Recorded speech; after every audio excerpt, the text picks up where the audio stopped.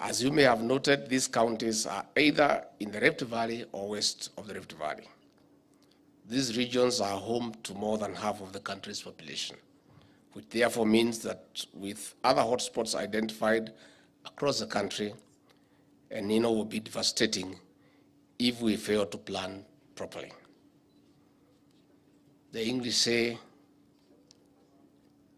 failing to plan is planning to fail. I don't think any of us in this room want to get caught up in that situation. Excellencies, distinguished guests, our children are preparing for national examinations while their parents are ready to harvest. The business community is crossing the country in rebuilding the economy as the government implements massive infrastructural projects for better service delivery to the people. All these and more other undertakings will be interrupted. After a prolonged drought of almost 40 years, the worst in 40 years, we do not wish to lose lives and livelihoods.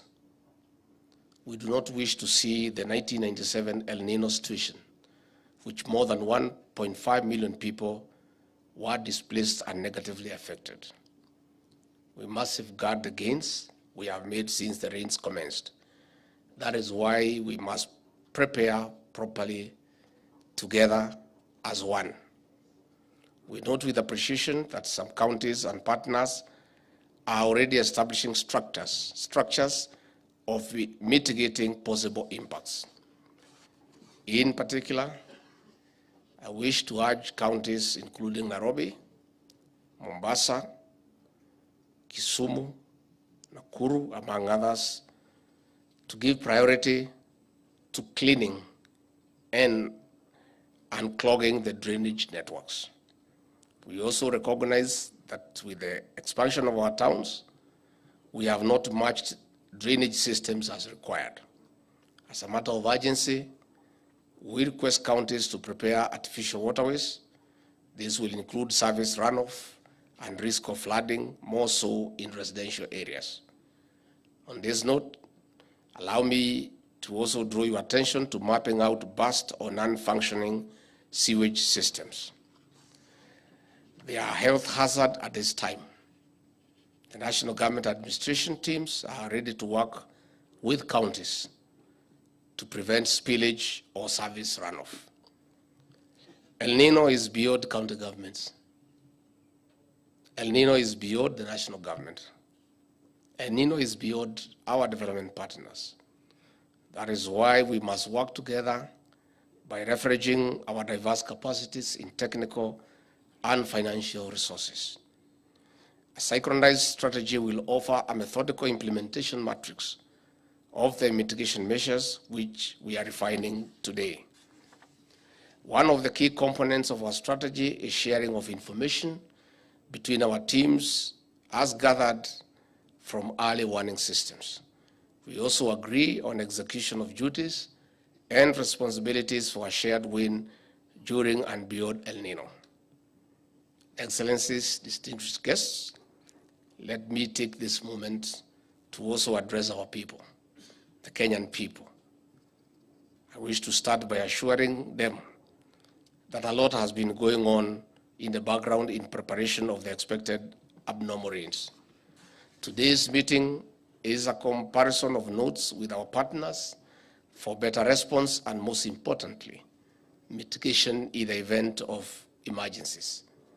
It is very important for us, Kenyans, to take measures to reduce the negative impact of these rains.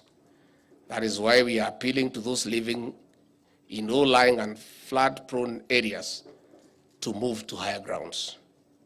On the other hand, we would like to urge our farmers, especially those with grains to harvest, and store their produce early, and where possible, sell to those who are willing to buy. This will minimize post-harvest losses. Further, we also request Kenyans to be proactive in reporting cases of emergency through officials and other channels that would be making public. In this regard, we invite the media to work with us in timely dissemination of information for the public to remain safe. Excellencies, distinguished guests, while we strive to build resilient structures, the rains are an opportunity also to grow more trees. His Excellency President William Ruto is leading the nation in planting more trees towards meeting the 15 billion target by the year 2032. Improving forest cover will reduce the negative impact of climate change by stabilizing weather and countering events such as landslides and mudslides. We encourage our farmers in the less flood-prone areas to grow food. After the Elnino, we still need food. On this note, I invite all of us to this convention and look forward to a solidified march to mitigating the possible impacts of El Nino. Asanteni sana. So once more, I want to thank you for coming. With us here, we have the CS National Treasury. I'm sure he's here. We need to start now having a discussion on our preparedness in terms of resources from the Civil Contingency Fund. Governor Waiguru, the CUG chair, has already made a good suggestion to the CS National Treasury on how to unlock resources from the World Bank and other partners. And our partners are also here. The resident UN coordinator and our ambassador for the Netherlands. We also need to start getting commitments from our development partners on what they intend to put to assist this great country in mitigating the possible negative effects of the El Nino phenomena. Again, the county governments are requested to apply the emergency kit fully for this mitigation so that we harness all the resources from all possible sources to deal with this emergency.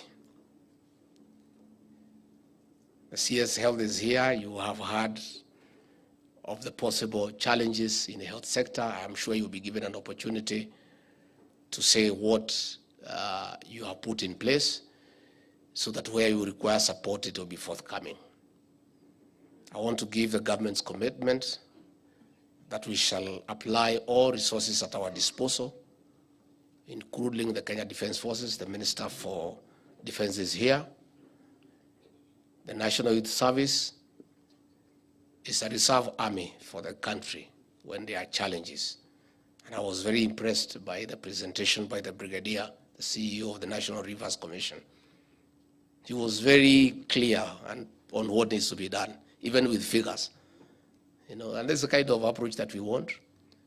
The National Youth Service will be available to help the counties that have cities and towns in cleaning and unclogging the drainage system so that we don't have a big problem in our cities. We have had a very big problem in Nairobi. We had a big problem in Nairobi in 1997, and we lost many lives. And again, we ask Kenyans not to be very adventurous, because the Director General of Meteorological Department said some people are daredevils. And we saw that in 1997. Some motorists are impatient. They want to drive through raging floods, and we lost many lives in 1997. Again, we want to thank Safaricom for offering to assist us in messaging, in creating awareness among the people of Kenya on where there are dangers and where they need to take care so that we don't lose lives.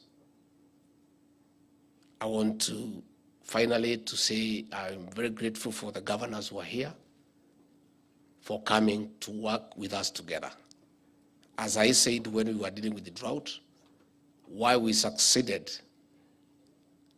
in not losing a single life during the worst drought in Kenya's history, it was because of the coordinated nature of approaching that crisis by the county governments, the national government, our development partners, our international humanitarian organizations working together for a common cause.